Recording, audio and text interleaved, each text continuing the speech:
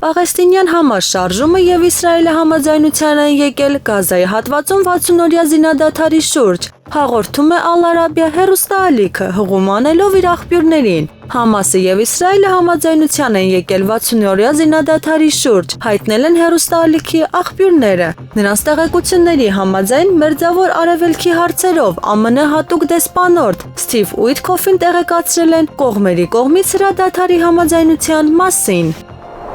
Ստամբուլում Ուկրաինայի հետ բանակցությունների երկրորդ փուլում Ռուսաստանի պատվիրակության կազմը նույնը կլինի։ Այս մասին Ռոսիա 1 հեռուստաալիքի եթերում հայտարարել է Ռուսաստանի արտաքին գործերի նախարարության պաշտոնական ներկայացուցիչ Մարիա Զախարովան։ Նույն ռուսական պատվիրակությունը, ասել է նա ի պատասխան հարցի։ Մայիսի 15-ին Ստամբուլում կայացած բանակցություններում ռուսական պատվիրակությունը գլխավորում է Ռուսաստանի նախագահի օգնական Վլադիմիր Մեդինսկին։ Բանակցային խմբի անդամներ են հաստատվել փոխարտգործնախարար Միխայել Գազուլինը, Ռուսաստանի զինված ուժերի գլխավոր շտաբի գլխավոր վարչության պետ Իգոր Կոստյուկովը եւ պաշտպանության նախարար Ալեքսանդր Ֆոմինը։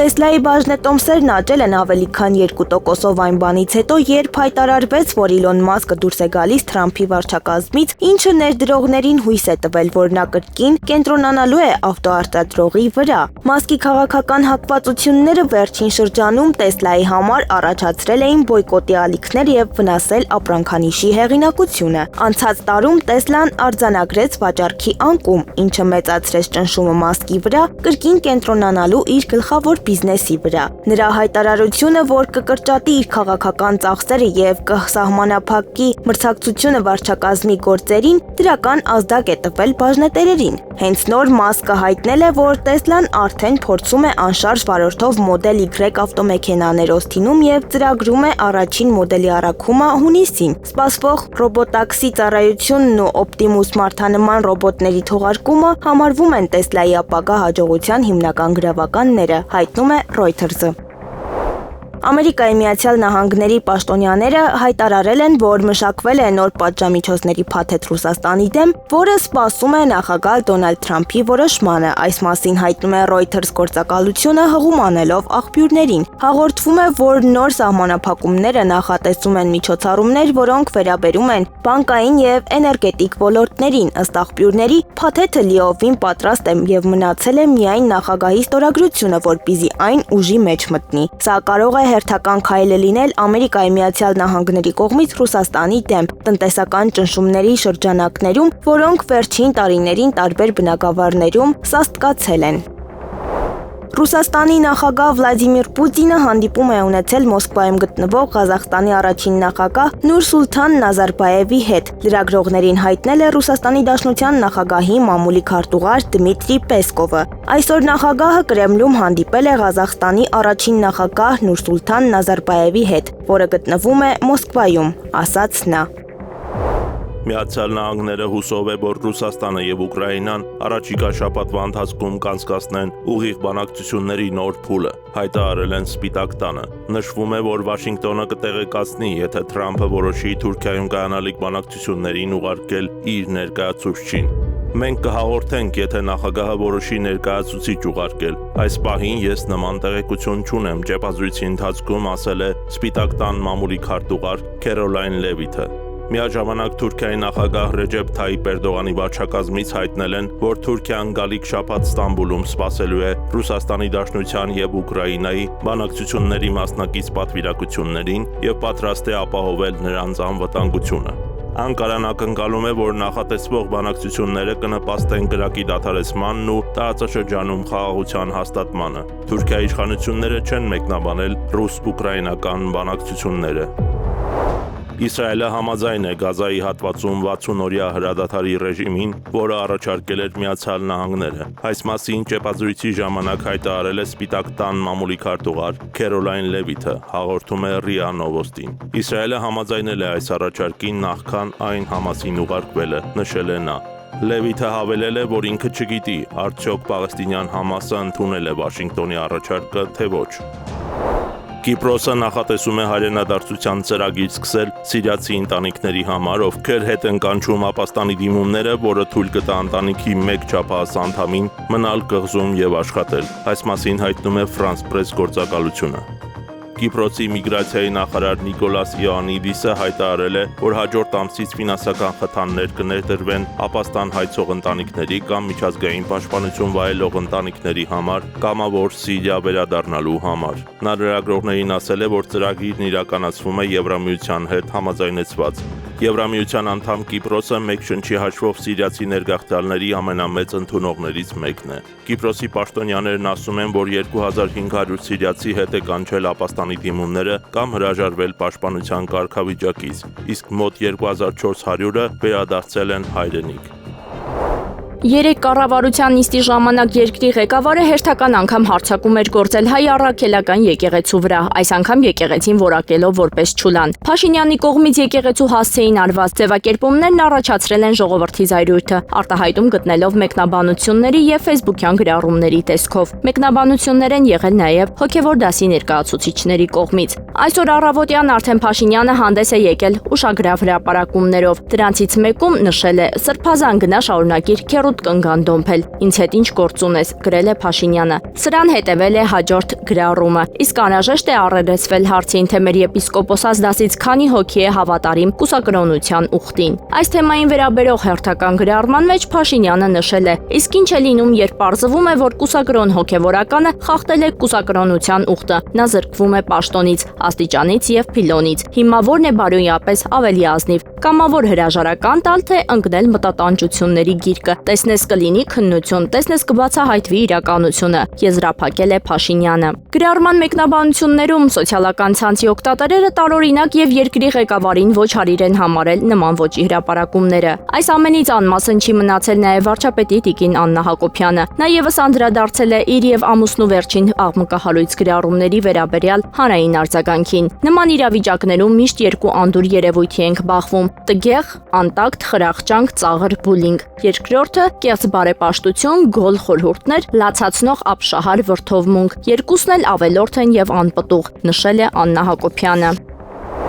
Մայիսի 30-ին ժամը 0:10-ից մինչև 01:00 ընկած ժամանակահատվածում Ադրբեջանի զինված ուժերի ստորաբաժանումները կրակ են բացել Սյունիքի մարզի Խոզնավար բնակավայրի ուղղությամբ, ինչի հետևանքով վնասվել է բնակելի տանսան հանգույցը եւ խոցվել է մեկ մանր եղջերավոր կենդանի։ Այս մասին հայտնել են Հայաստանի Հանրապետության Պաշտպանության նախարարությունից։ Նախարարությունից ադրբեջանական կողմին կոչ են անում հետաքննել Խոզնավարի բնակելի տան գնդակոծման փաստը եւ հանդես գալ հրապարակային պարզաբանումներով։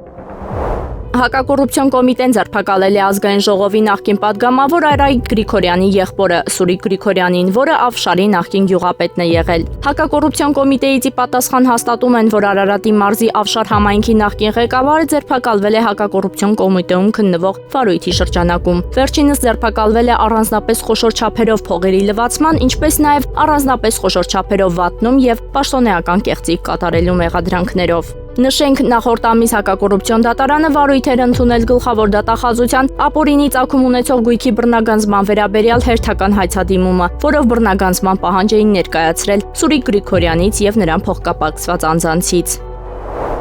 Պետական եկամուտների կոմիտեն արտաքին տնտեսական գործունեության մասնակիցներին տեղեկացնում է, որ մաքսային բարեփոխումների շրջանակում Հայաստանի Հանրապետությունից արտահանվող, այդ թվում դեպի Եվրասիական տնտեսական միության անդամ երկրներ, ապրանքների մաքսային սպասարկումը երկրի ներսում 2025 թվականի հունիսի 1-ից կիրականացնի շուրջօրյա, առանց հանգստյան օրերի, 24 եւ 7 ռեժիմով։ Վարչապետ Նիկոլ Փաշինյանը ներկայ է եղել Յուվենտուս հայաստանյան ակադեմիաների շնորհանդեսին միջոցառմանը մասնակցելու նպատակով Հայաստան են ժամանել իտալական Յուվենտուս ֆուտբոլային ակումբի լեգենդ, աշխարհի ու Եվրոպայի չեմպիոն ներկայումս FIFA-ի դեսպան Դավիթ Տրեզեգեն եւ Յուվենտուսի միջազգային ակադեմիաների համակարգող Դավիդե Ֆորնական։ Շնորհանդեսի ժամանակ ներկայացվել են ապագա ակադեմիաների նախագծերը, միջազգային բարձր չափանիշներին համապատասխանող ենթակառուցվածքները եւ UEFA-ի երկրորդ կատեգորիային համապատասխանող նոր մարզադաշտը։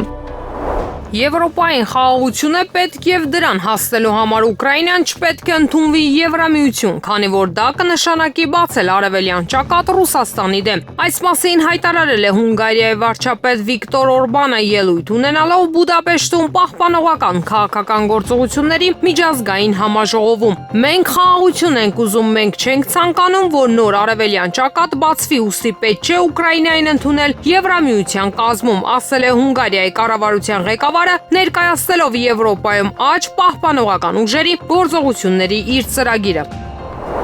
Մեծ Բրիտանիայի վարչապետը մտահոգություն է հայտնել Գազայի առնչությամբ, այնտեղ տառապանքի մակարդակն անտանելի է, անմեղ երեխաներ են ռմբակոծվում։ Սարսափած են, քանի որ Իսրայելի գործողությունների հետևանքով ականատեսն ենք էսկալացիայի երկրի խորհրդարանում հայտարարել է Քիր Սթարմերը։ Նա նաև կոչ է արել հրադադար հաստատել ազատելու Համասի մոտ պահվող գերիներին։ Իսրայելը պետք է թույլ տա, որ մարդասիրական աջակցությունն ավելացվի, չեն կարող թույլ տալ, որ Գազայի ժողովուրդը սովամահ լինի, հավելել է Սթարմերը։ Ավելի վաղ Մեծ Բրիտանիան, Կանադան եւ Ֆրանսիան կոչ էին արել Իսրայելին դադարեցնել ռազմական գործողությունները Գազայում, դատապարտել Իսրայելի կառավարության որոշ անդամների հայտարարությունները պաղեստինցիների զանգվածային տեղահանման մասին։ Բենյամին Նեթանյահուն անընդունելի է համարել իր ձևակերպմամբ Իսրայելի պաշտպանական պայքարը դադարեցնելու կոչերը։ Նա կրկնել է Համասը պետք է ոչնչացվի, գերիները վերադարձվեն, Գազան էլ ապառազմականացվի։ ԱՄՆ նախագահ Դոնալդ Թրամփը սաստկացնում է բառերի պատերազմը իր ռուս գործընկեր Վլադիմիր Պուտինի դեմ, նրա հասցեին կոշտ հայտարարություններ անելով եւ Մոսկվային նոր պատժամիջոցներով սպառնալով, գրում է The Hill թերթը։ Նախագահ Թրամփը եւ ռուս պաշտոնյաները բառային պատերազմ են վարում, ինչը երկու տերությունների միջև լարվածության սրման նշան է, ասվում է տեքստում։ Հոդվածագիրը նշում է, որ վերջին օրերին Թրամփի զայրույթն ուղղված է եղել հիմնականում Ռուսաստանի նախագահին։ Պարբերականի տվյալներով ամերիկացի առաջնորդի համբերության բաժակը լցվել է ուկրաինական տարածքում ռուսական զինված ուժերի հզոր հարվածների ֆոնին։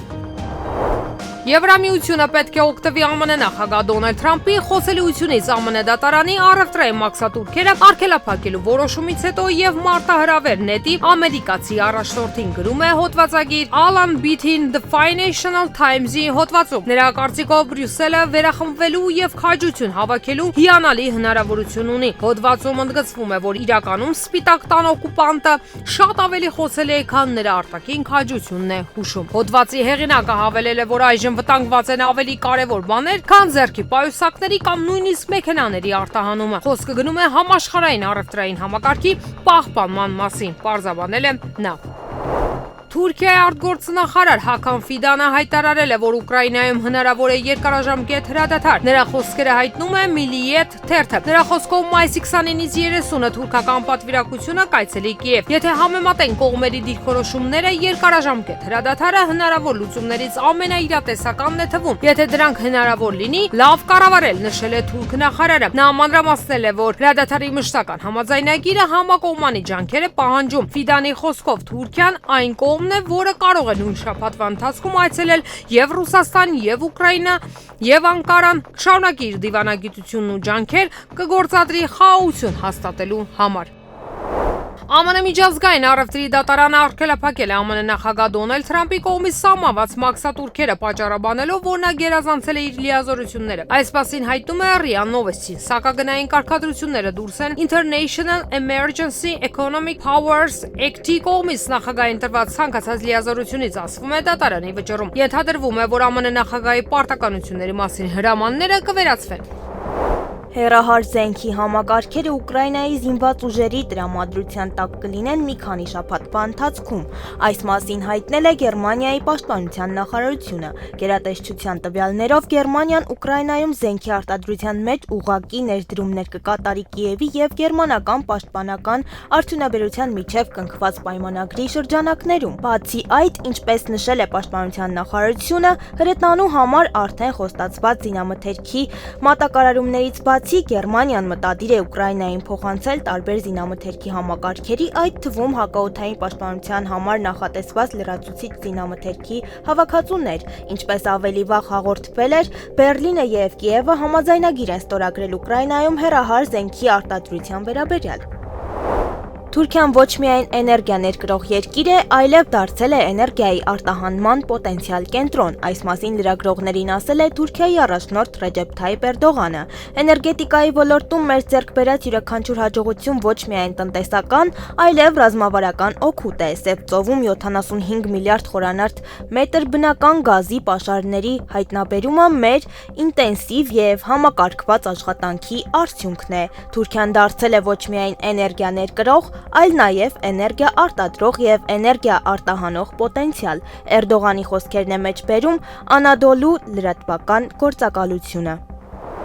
Մոսկվան երբեք չի հրաժարվել տարածաշրջանային եւ մունիցիպալ մակարդակով երկխոսությունից այն երկրների հետ, որոնց ղեկավարում են ոչ բարեկամական կառավարությունները, հայտարարել է Ռուսաստանի Դաշնության արտգործնախարար Սերգեյ Լավրովը։ Մենք երբեք չենք հրաժարվել երկխոսությունից, այդ թվում տարածաշրջանային եւ մունիցիպալ մակարդակներում, այն երկրների հետ, որոնք կառավարում են ոչ բարեկամական կառավարությունների կողմից, ասել է Լավրովը ելույթ ունենալով Եդինայա Ռոսիա կուսակցության գլխավոր խորհրդի հանձնաժողովի նիստում։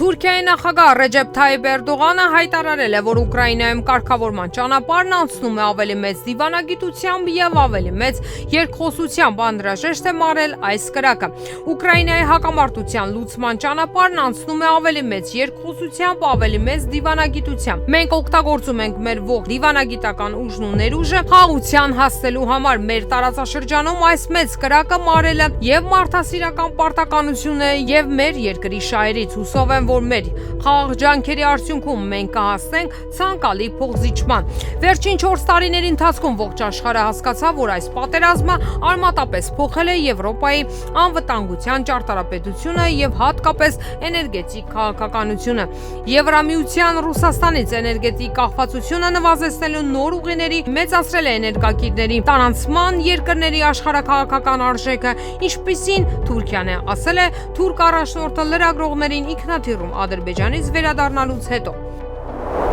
Գորիսում հունիսի 2-ին կբացվի Հայաստանում Ֆրանսիայի պատվո-հյուպատոսական գրասենյակ։ Պատվո-հյուպատոսը ազգությամբ հայ է, Կարմեն Ափունցը։ Նա Գորիսի ֆրանկոֆոնիայի կենտրոնի տնօրենն է։ Այս շաբաթ Երևանում գտնվող Ֆրանսիայի արտգործնախարարը հայտնել էր, որ Ֆրանսիան պատրաստվում է Գորիսում հյուպատոսական գործակալություն բացել։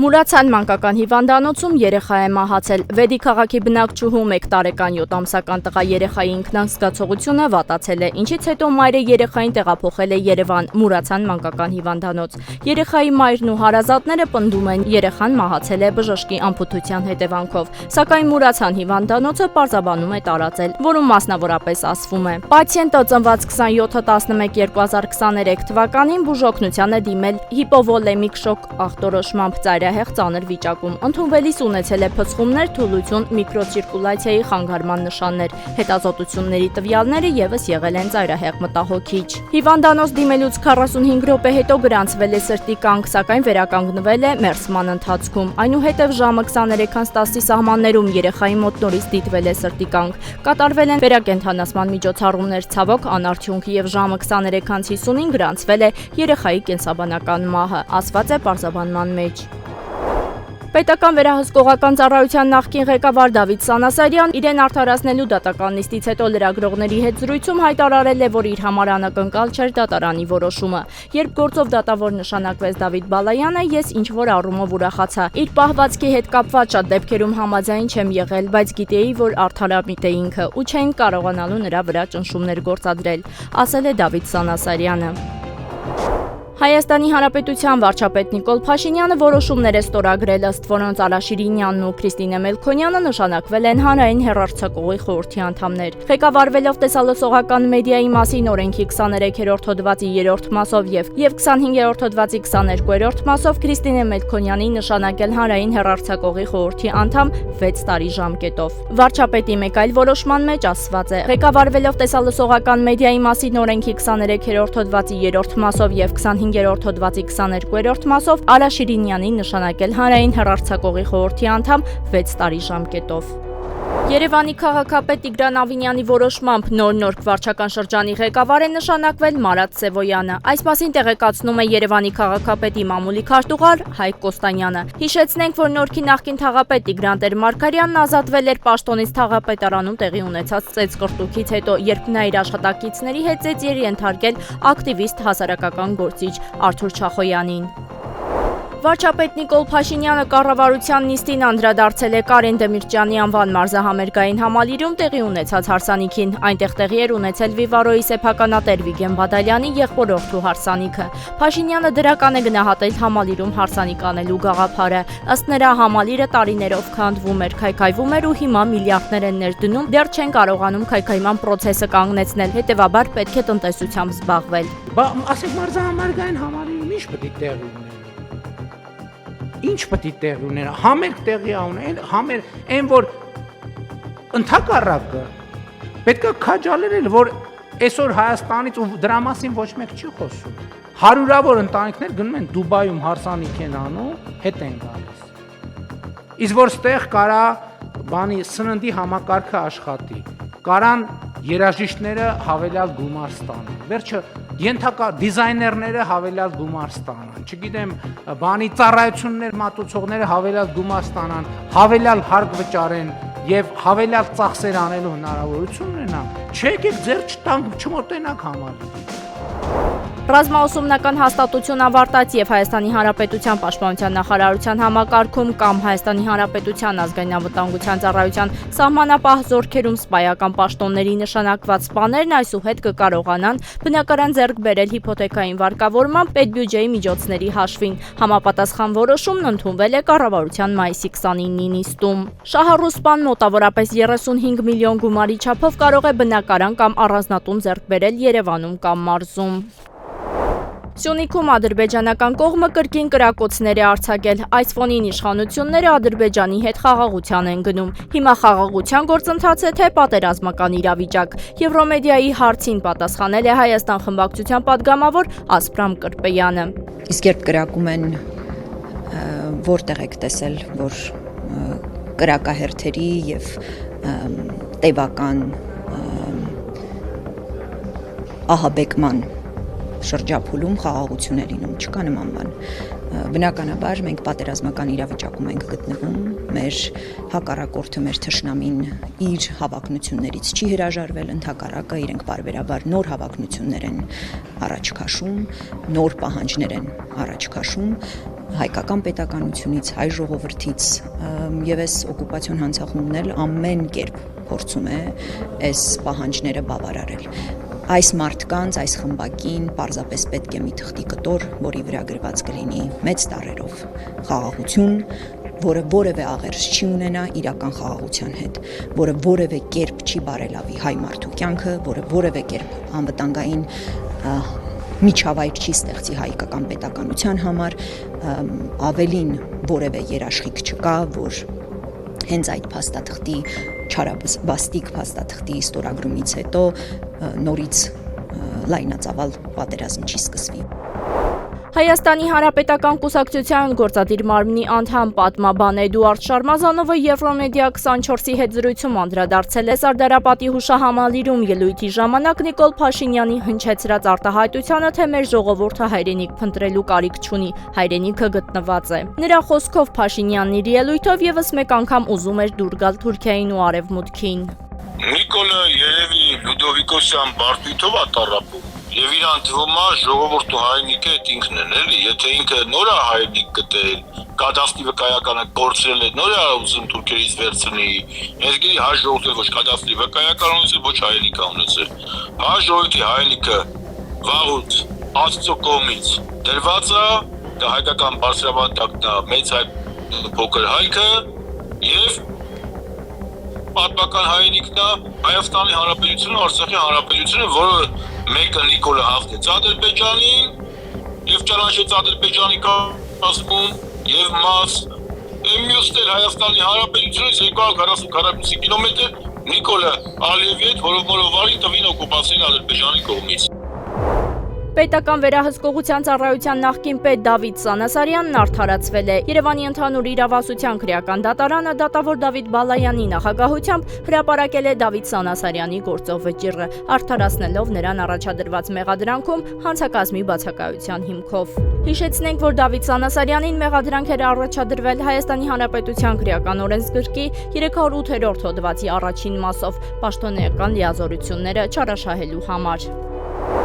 Բերլինը մտադիր է ֆինանսավորել ուկրաինական բանակի համար հեռահար անօդաչու թռչող սարքերի արտադրությունը։ Այս մասին հայտնում են Գերմանիայի կառավարության աղբյուրները։ Տեղեկատվության համաձայն Կիևին գերմանական ռազմական օգնության նոր փաթեթը ներառում է ուկրաինական հեռահար անօդաչու թռչող սարքերի ֆինանսավորում։ Նշվում է, որ մայիսի սկզբին Ուկրաինան արդեն դիմել է Գերմանիայի պաշտպանության նախարարությանը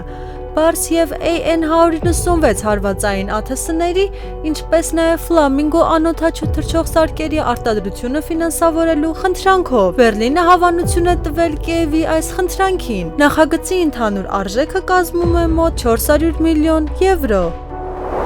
Կանադայի Մանտիոբա պրովինցիայի վարչապետ Վեբ Կինյուն հայտարարել է անտառային հրդեհների պատճառով 17000 մարդու տարհանման մասին։ Տարհանվում է 5000 բնակչություն ունեցող Ֆլեյնֆլոն քաղաքը, ինչպես նաև մի քանի այլ մեկուսացված քաղաքներ, այդ թվում Պիմիչամակ և Պուկատավագա համայնքները։ Այս միջոցառումներից տուժածների համար ժամանակավոր կացարաններ կստեղծվեն Մանիտոբայի մայրաքաղաք Վինիպեգում։ Ռուսաստանի նախագահ Վլադիմիր Պուտինը պետք է պատրաստ լինի, որ ԱՄՆ-ն ու Եվրոպան նոր պատժամիջոցներ կիրառեն Մոսկվայի դեմ, եթե մոտ ապագայում առաջընթաց չգրանցվի ուկրաինական հակամարտության կարգավորման հարցում։ Գերմանիայի արտաքին գործերի նախարար Յոհան Վադեֆուլը հանդիպումից հետո խոսել է ԱՄՆ պետքարտուղար Մարկո Ռուբիոյի համապատասխան հայտարարության մասին։ Գրում է Süddeutsche Zeitung-ը, ըստ թերթի կողմերը քննարկել են Ռուսաստանի նկատմամբ պատժամիջոցների ճնշումը Վադեֆուլի ԱՄՆ կատարած այցի ժամանակ, որտեղ նա հանդիպել է պետքարտուղար Ռուբիոյի հետ։ Այդ պատճառով մենք այսօր պայմանավորվեցինք, որ սերտորեն կհամակարգենք հաջորդ քայլերը, որպեսզի Պուտինը վերջապես նստի բանակցությունների սեղանի շուրջ, ասել է Վադեֆուլը։ Ռուսաստանի նախագահ Վլադիմիր Պուտինը պայմաններ է դրել Արևմուտքի առջև Ուկրաինայում պատերազմի ավարտի համար, այս մասին հայտնում է Reuters-ը վկայակոչելով Կրեմլին մոտ կանգնած 3 աղբյուրների։ Ըստ այդմ Պուտինը պահանջում է, որ արևմտյան առաջնորդները գրավոր տեսքով հրաժարվեն ՆԱՏՕ-ի ընդլայնման իրենց ծրագրից, մասնավորապես բացառեն Ուկրաինայի, Վրաստանի և Մոլդովայի հնարավոր անդամակցությունը կառույցին, հայտնում են գործակալության ռուսական աղբյուրները։ Մյուս պայմաններից են Ուկրաինայի չեզոքությունը, արևմտյան որոշ պատժամիջոցների վերացումը, ռուսական սառեցված ակտիվների վերադարձնելը և Ուկրաինայում ռուսալեզու բնակչության իրավունքների պաշտպանությունը։ Պուտինը պատրաստ է խաղաղության, բայց ոչ ամեն գնով, ասել է Կրեմլին մոտ կանգնած աղբյուրներից մեկը։ Նրա խոսքով, եթե Պուտինը համաձայնության չգա իր պայմանների շուրջ, նա կփորձի Ուկրաինային ու Եվրոպային ռազմական հաղթանակների միջոցով ցույց տալ, որ վաղն աշխարհն ավելի ցավոտ է լինելու։ Ուկրաինան պնդում է, որ Ռուսաստանը չի կարող վետո ունենալ ՆԱՏՕ-ի իր ձգտումների վրա և Արևմուտքից պահանջում է անվտանգության վստահելի երաշխիքներ, ապագա հարձակումներից պաշտպանվելու համար։ ՆԱՏՕ-ն ավելի վաղ հայտարարել էր, որ չի փոխի իր բաց դռների քաղաքականությունը Մոսկվայի պահանջների պատճառով։ Անցյալ շաբաթ Թրամփի հետ ավելի քան 2 ժամ տևած հեռախոսազրույցից հետո Պուտինը համաձայնեց աշխատել հուշագրի վրա, որը նախանշում է խաղաղ համաձայնագրի հիմքը, ներառյալ հրադադարը։ Ռուսաստանն արդեն պատրաստում է սեփական փաստաթղթի նախագիծը, սակայն ավարտման ժամկետն անհայտ է, հայտնում են Ռուսաստանի Դաշնության արտաքին գործերի նախարարությունից։ Եղանակը առաջիկա օրերին։ Արևմուտքից ցիկլոնի ներթափանցմամբ պայմանավորված մայիսի 29-ից 30-ին գիշերը և կեսօրից հետո շրջանների մեծ մասում, այդ թվում նաև Երևանում, սպասվում է կարճատև անձրև և ամպրոպ։ Առանձին հատվածներում անձրևները կլինեն հորդառատ, հնարավոր է նաև կարկուտ։ Երևանում մայիսի 29-ից 30-ի գիշերը և կեսօրից հետո հունիսի 2-ին երեկոյան սպասվում է կարճատև անձրև և ամպրոպ։ Մայիսի 31-ին, հունիսի 1-ին, հունիսի 2-ի գիշերը սպասվում է առանց տեղումների եղանակ։ Մարզերում մայիսի 29-ից 30-ին գիշերը և կեսօրից հետո շրջանների մեծ մասում, մայիսի 31-ին և հունիսի 1-ին կեսօրից հետո, 2-ին գիշերը և կեսօրից հետո առանձին շրջաններում սպասվում է կարճատև անձրև և ամպրոպ։ Մայիսի 29-ից 30-ին, հունիսի 2-ին առանձին հատվածներում անձրևները կլինեն հորդառատ։ Հունիսի 1-ի գիշերը սպասվում է առանց տեղումների եղանակ։ Օդի ջերմաստիճանն էապես չի փոխվի։